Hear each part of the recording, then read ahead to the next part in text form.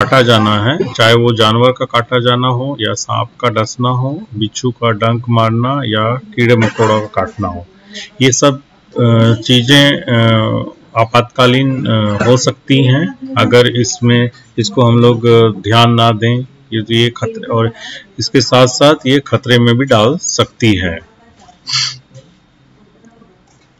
और इसमें सबसे बड़ा होता है कि हमको समय बचाव करना चाहिए। अगर इस स्थिति में किसी में भी काटा जाता है तो उसको ये गंभीर स्थिति लेनी चाहिए और समय नहीं गंवाना चाहिए, और नज़दीक में जहां इसका व्यवस्था की गई है तो वहां पर उसको भेजना चाहिए।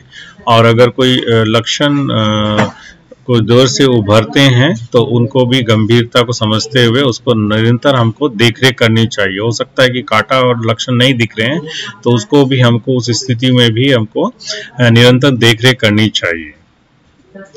अगर कई बार जानवर काटते हैं या डंक मारते हैं तो कुछ निश्चित चिन्ह उभरते हैं जिनमें देखभाल करने की तुरंत आवश्यकता होती है, अन्यथा वो फिर फैल जाता है। जैसे कि अगर ऐसे लक्षण जो सिर्फ काटने या डसने वाली जगह पर नहीं है, यदि काटने वाली जगह कोई संक्रमण दिखता है जैसे कि पस या बुखार या फैलाव दिखा देता है तो विशेष आवश्यकता होती है, या खुला घाव या अल्सर जैसे होने पर, खासकर बिच्छू के डंक होने पर होता है, या बोलने में घबराहट हो, सांस में कमी आना, या छाती में दर्द या कसाव, गला जकड़ने या बोलने में दिक्कत होना, और खासकर बेहोश होना जैसा महसूस होना, ये आवश्यक लक्षण है। अगर ये दिखते हैं तो उसको गंभीरता को आपको जानना होगा।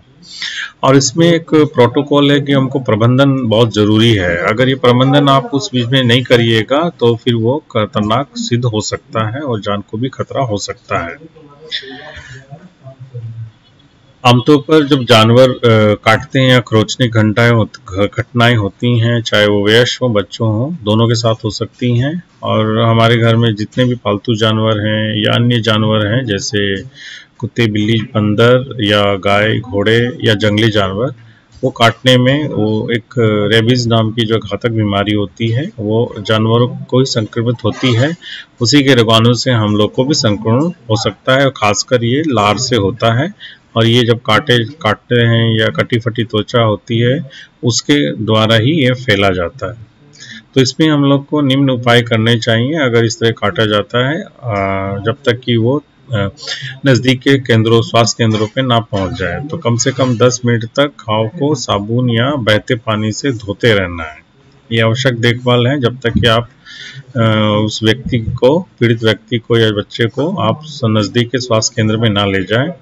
और कंटिन्यू आपको निरंतर उस पीड़ित व्यक्ति को आश्वस्त करना है या बच्चे को आश्वस्त करते रहना है, अन्यथा वो घबराहट ज़्यादा हो जाती है और खासकर ये सांप के काटने में ज़्यादा होता है।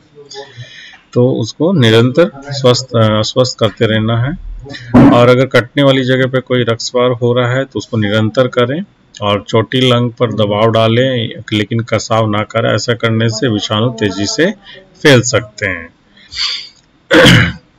और समुचित प्रबंधन या टीकाकरण हेतु आपको तो नज़दीक में भेजना ही भेजना है। तो 4 ये प्रमुख चीज़ें हैं। कम से कम 10 मिनट तक साबुन और पानी से धोते रहना चाहिए, और आश्वस्त करें, और चोटी लंग को कोई दबाव नहीं या बांधना नहीं चाहिए अगर रक्तस्राव हो रहा है तो, और प्लस उसको नज़दीक के स्वास्थ्य केंद्रों में भेज देना है। उसी तरह हम लोग कुछ सतर्कता बरती हैं जो आम घरेलू में करते हैं, जैसे हल्दी, मिर्ची, चूना या पत्तियों को पेस्ट आदि घाव के स्थान पे ना मले या ना लगाएं। इससे स्थिति और खराब हो सकती है। या फिर सिक्के या पेड़ की छाल यानी किसी चीज को काटने से घाव पर ना रखें। घाव को खुला भी नहीं रखना है। यदि कुत्ते द्वारा काटा गया है तो पीड़ित व्यक्ति को उसके घर वालों को 10 दिन तक उस कुत्ते की व्यवहार को निगरानी रखने के लिए कह सकते हैं। और अगर सांप का काटा गया है तो उसको ये राइट की विधि है जो अमूमन अपनाई जाती है, वो जरूर करें। पहला है कि व्यक्ति को आश्वस्त करें कि घबराए नहीं, क्योंकि सांप के काटने के 70% मामले में जहरीले नहीं होते हैं, मात्र 10% ही जहरीले होते हैं। और पीड़ित व्यक्ति के जो प्रभावित भाग को स्थिर रखना है, उसको हिलने डुलने नहीं देना है, और उसी तरह उसको तुरंत अस्पताल के लिए लेके जाना है जिसको GH बोलते हैं, गेट टू हॉस्पिटल, और आई इमोबलाइज होता है जिसको स्थिर रखना होता है, और टी का मतलब होता है बच्चे को बताना, डॉक्टर को बताना है कि उसने क्या क्या देखा है या क्या लक्षण मिले हैं और किस जानवर के द्वारा वो काटा गया है, तभी उसका उचित या सांप के द्वारा काटा गया है। और कुछ सतर्कता बरती हैं कि सांप के काटने के इच्छुक में जो हम लोग टूनिकेट ना बांधे, जो बांधते हैं धागा या रस्सी जिस तरह का रहता है वो ना बांधे, और सांप का जहर जो खून के माध्यम से नहीं फैलता है, ये भी ध्यान रखना है। और सांप के काटने वाले जहर को चूसने की कोशिश भी नहीं करनी चाहिए, और ना ही घाव के स्थान पर काट पर खोलें। पीड़ित व्यक्ति को ज़्यादा हिलाए डुलाए नहीं। तो ये सतर्कता जरूर रखनी है कि ना उसको बांधना है, ना उसको और जो खून है वो सांप का जहर जो है खुद खून के माध्यम से भी नहीं फैलता है। तो ये ध्यान रखना है कि उस काटे हुए जगह पर ना चूसना है, ना ही किसी चीज का लेप लगाना है, ना हिलने डुलने देना है। और अधिकतर मामलों में यदि सांप को मार दिया गया है तो उस पीड़ित व्यक्ति के साथ ले जाना चाहिए, लेकिन सांप के ढूंढने में व्यर्थ नहीं करना चाहिए। और अगर बिच्छू या अन्य कीड़े द्वारा काटा जाता है तो ऐसी अन्य जहरीले चीज़ों से काटा है तो उस घाव के स्थान पे तुरंत साबुन और पानी से धोकर साफ करें, और उस व्यक्ति को नज़दीक के स्वास्थ्य केंद्रों कुछ सुरक्षित रेफर भी करना है, जिसमें हम लोग पढ़ते आए हैं कि नज़दीक के स्वास्थ्य केंद्रों को इसकी सुविधाएं हैं, उनकी जानकारी आप लोग को रखनी है, या उनके नज़दीक के जो भी सेंटर हैं, उनकी जो कॉल सेंटर हैं, उनको भी नंबर आपके पास रखनी होनी चाहिए, जिससे कि जब आपात स्थिति बने तो वहाँ पर आप डायल करें या फिर एम्बुलेंस की सुविधा को उपलब्ध करा पाएँ। और जानवर यदि काटे जाने स्थिति होने पर घाव को देखभाल जरूर होनी चाहिए, और इसका देखभाल जो आपात स्थिति होती है दूसरे स्तरीय होते हैं उसमें होते हैं, जो या तो डिस्ट्रिक्ट हॉस्पिटल में हो जाते हैं, और इसको विशेषज्ञ संभाल सकते हैं। इसीलिए एम्बुलेंस या टोल फ्री नंबर ये जरूर से जरूर अपने साथ रखें। और ये कई बार इसमें लंबी अवधि भी हो सकती है, तो ऐसे मामलों में इसको फॉलोअप करना बहुत ज़रूरी है, और ख़ासकर जब किसी का वैक्सीन या टीका लग रहा है तो समय समय पर वो टीकों को भी ज़रूर लगाएं। और अधिकांश मामलों में छुट्टी मिलने के बाद उसकी आवश्यकता होती तो नहीं है, लेकिन इसमें फिर भी आप लोग को उसको समय समय पर, खासकर सैया दीदी को उसके लिए घर में देख रेख के लिए फॉलोअप करना चाहिए कि वो सही समय पर टीके लगवा रहे हैं कि नहीं लगवा रहे हैं, या कोई दवाई दी है तो या उसमें किसी तरह का कुछ पस या मवाद तो नहीं आ गया है। तो खासकर इसमें घाव की देखभाल बहुत ज़रूरी है। तो जो काटे हुए स्थान है, घाव अगर आमतौर पर ठीक हफ्ते में ठीक हो जाते हैं, और ये नियमित पट्टी की बदलाव की या ड्रेसिंग की आवश्यकता होती है, जिसमें हम लोग ने पैलेटिव केयर में पढ़ा है। तो वो सब चीज़ें यहाँ पर परिवार को या सैया को ध्यान देना होगा। और साथ साथ में उपचार में जटिलता को भी देखना है, यदि घाव में संक्रमण हो गया है या घाव ठीक होने में देर लग रहा है, या किसी लाली है, या घाव में दर्द हो रहा है, या पस आ रहा है, तो ऐसी स्थिति में उसको भी नज़दीक अस्पताल केंद्रों पर रेफर करना है। ये ज़रूर से ज़रूर फॉलोअप में देखना है। और साथ में कुछ उपकरण भी हैं जो ऐसी स्थिति में होती हैं, तो ये आपके व्यक्ति के साथ या फिर स्वास्थ्य उप केंद्रों में ये व्यवस्था होनी चाहिए। और इसमें बहुत ज़रूरी है कि इसमें सामुदायिक स्तर पर हम लोग को इसको रोकथाम के लिए जागरूकता प्रसार करनी है, जो सैया का प्रमुख कार्य है। इसमें ये कैसे जानवरों को रोका जाए, इस विषय पर समुदाय को शिक्षित करना है, जैसे कि अनावश्यक रूप से जानवरों के पास ना आ जाएं, बच्चों को समझाएं, परिवार को समझाएं कि जानवरों को नुकसान ना पहुंचाएं, उनके साथ खेलते समय विशेष प्रवृत्ति रखें, सावधानी रखें, और छोटे बच्चों को खासकर घर में अकेले ना छोड़ें उनके पालतू जानवरों के साथ। और समय समय पर उन पालतू जानवरों को टीकाकरण भी, एंटी रेबीज का टीका जरूर से जरूर उनको भी लगवाएं।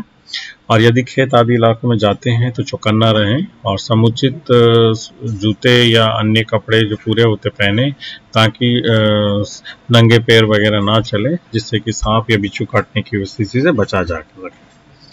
और जंगलों या खेतों में काम करने वाले किसान जो काम करते हैं उनके विशेषकर सुरक्षा कपड़ा आदि पहने पूरी तरीके से, जिससे कि उसे बचा जा सके।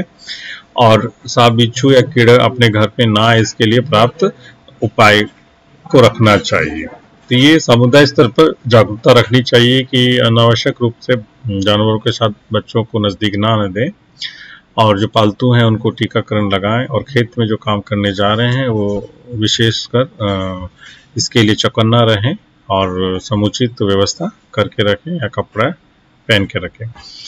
अब हम लोग आते हैं गर्भावस्था संबंधित आपात स्थिति, जिसमें 3-4 स्थितियां जो उसको है वो पहचान में आनी चाहिए, और इसको जिसमें अगर ये चीज़ें दिखती हैं तो उसको आपातकालीन मानते हुए रेफर करना चाहिए।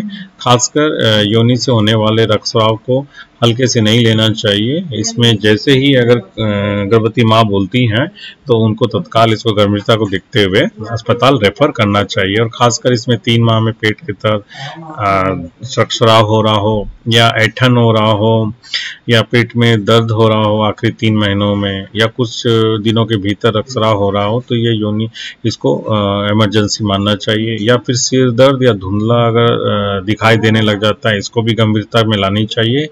और चक्कर आना, बेहोशी में दौरे पड़ जाना, अत्यधिक उल्टी होना, पेट में गंभीर दर्द होना, या हाथ पैर के नीचे अचानक से अत्यधिक सूजन आ जाना, या गर्भावस्था के 37वें सप्ताह में वह पहले नियमित और तीव्र संकुचन होना, ये सब गंभीर लक्षण हैं जो गर्भवती महिलाओं में अगर दिखते हैं तो इसको आपातकालीन मानते हुए करना चाहिए। और कुछ है जो प्रबंधन सामान्य स्तर पे जहां आप देख रहे हैं वहां पर इस स्थितियों में आप कर सकते हैं, और कुछ के आपातकालीन है जिसको हम लोग ले रहे हैं, जिसके खासकर एक्लिम्पसिया है।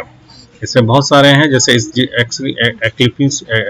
एक्लिम्पसिया है, ये दौरा है जिसमें क्या होता है कि सिर दर्द या धुंधला दिखाई देता है या दौरे पड़ते हैं, ये इसके तहत आते हैं। और उसी के साथ जो हमारे प्रसव पूर्व रक्तस्राव है जिसको हम लोग एट पार्टम हेमरेज बोलते हैं या योनि से रक्तस्राव बोलते हैं, और फिर कुछ प्रसव के कुछ दिनों के बाद होते हैं या प्रसव से पहले भी होते हैं। और उसके बाद एक्टोपिक भी जो विच्छेदित अस्थानीय जो गर्भावस्था है उसमें भी रहती हैं। तो तीनों में हम लोग देखेंगे कि क्या हम लोग कर सकते हैं। जैसे एक्लिम्पसिया में हम लोग होता है तो इसमें यही है कि खासकर याद रखें कि इसमें यदि कोई अवरोध है तो उसको हटाकर श्वास मार्ग को खोलेंगे ताकि महिला उचित प्रकार से सांस लेंगे। और कुछ दौरे के दरमियान कुछ इस तरह का उपचार भी कर सकते हैं, जैसे कि गर्भवती को अकेले ना छोड़ें, और दौरा पड़ने पर दौरे का कोई चोट ना आए इसलिए आसपास की स्थिति को सुरक्षित करें। जैसे कोई चोटिल वाली वस्तु है तो उसके अगल बगल ना रखें, और चारों तरफ हो सके तो तकिया को रख लें, जिससे कि महिलाओं को चोट की आशंका कम हो सके। अकेला भी नहीं छोड़ना है। और महिलाओं को दांतों के बीच में कपड़ा रखें ताकि दौरों के दरमियान वो जीभ को ना काट लें, और यदि काटने या दांतों को खींचने अतिरिक्त हो तो कपड़ा रखने का प्रयास ना करें, अन्यथा अपनी उंगली को भी वो चोट पहुंच सकती है। एक बार जब दौरा रुक जाए तो उसको रिकवरी पोजीशन में लाएं और उसको उसी स्तर में रखें। और कुछ सतर्कता बरती हैं, जैसे कि पीड़ित महिलाओं को मुंह को जबरदस्ती खोलने का प्रयास ना करें, और या महिला को नीचे रखें या हाथ पैर को कसकर पकड़ने या रोकने का प्रयास ना करें। जब तक महिला पूरी तरह सचेत ना हो सके उसे खाना या पीने का ना दें। तो यही है दौरे के दरमियान जो हम लोग ने कहा गया है कि सबसे पहले उसको इस तरह का बिल्कुल पकड़ने की कोशिश ना करें। हाँ, सहारा जरूर दें जिससे कि, और या फिर अगल बगल में जो भी सामान है जो चोट कर सकते हैं उसको हटाएं। मुंह खोलने की बिल्कुल कोशिश ना करें, और जब पूरा महिला सचेत हो जाती है तब उसके बाद उसको रिकवरी पोजीशन में रखें। तब तक के लिए उसको ना खाना देना है ना पीना कुछ मुंह में देना है। उसके बाद आता है प्रसव पूर्व रक्तस्राव हो रहा है। यदि इस तरह की शिकायत है तो तुरंत एम्बुलेंस बुलाना चाहिए और नजदीक के स्वास्थ्य केंद्रों में विशेषज्ञों के पास भेजना चाहिए। और अगर प्रसव पश्चात रक्तस्राव है तो उसमें गर्भाशय की मालिश से रक्तस्राव रोकने में मदद मिलती है, और ऐसे तब करना चाहिए जब रक्तस्राव कम होता ना दिखे। रक्तस्राव को गर्भाशय को बाहर से नरमी से मालिश करें ताकि गर्भाशय की दीवार में अच्छे से संकुचन किया जाए। या महिला को पेशाब करने की प्रेरित कर दी, यदि स्वयं ऐसा न कर पाए तो पेट में गुनगुना या कोसा पानी डालकर पेशाब लाने की मदद करें। ये है प्रसव पश्चात रक्तस्राव को कैसे रखना है। या महिला को कंबल ढककर उस शरीर को घबराहट बनाए रखें। या महिला को लपेटने दें या ब्लड प्रेशर संतुलन रखने से पैर को थोड़ा ऊंचा रख दें और भावनात्मक रूप से शांत करने का प्रयास करें। अब आता है विच्छेदित या अस्थायी, जिसको बोलते हैं कि ऐसे स्तर में जो अंडा होता है वो गर्भाशय में ना प्रतापित होकर गर्भाशय के बाहर अधिकतर फ्लोपिन ट्यूब में हो जाता है और ये जो गर्भावस्था है सामान्यतः पूर्णता तक नहीं पहुंच पाता है, बीच में ही जो 10 से 15 सप्ताह में ही समाप्त हो जाता है। तो ये गंभीर रूप से रक्तस्राव को हो सकता है, जिससे कि आघात ट्रॉमा भी हो सकता है। ऐसी स्थिति में ये मामला बहुत आखिरी में पता लगता है, तो इसीलिए एएनसी हम लोग को कंटिन्यू चेकअप करना चाहिए और मामला बिगड़ जाता है तो ऐसी स्थिति में भी हम लोग को सर्जिकल करने की आवश्यकता होती है, तो इसको भी ध्यान में रखना चाहिए। और इसमें निम्न रेफर की आवश्यकता होती है, जैसे पेट या अचानक दर्द होना, चक्कर आना, कमर के नीचे में दर्द होना या कंधों में दर्द होना या नब्ज तेज होना, ये सब इसके लक्षण आ सकते हैं। तो इनमें हम लोग को जो प्रसव पूर्व देखभाल जो जांच होती है उसमें इसको जरूर से जरूर कराना चाहिए और इसकी रेफर की व्यवस्था भी करनी चाहिए, जो अमूमन हम लोग करते हैं।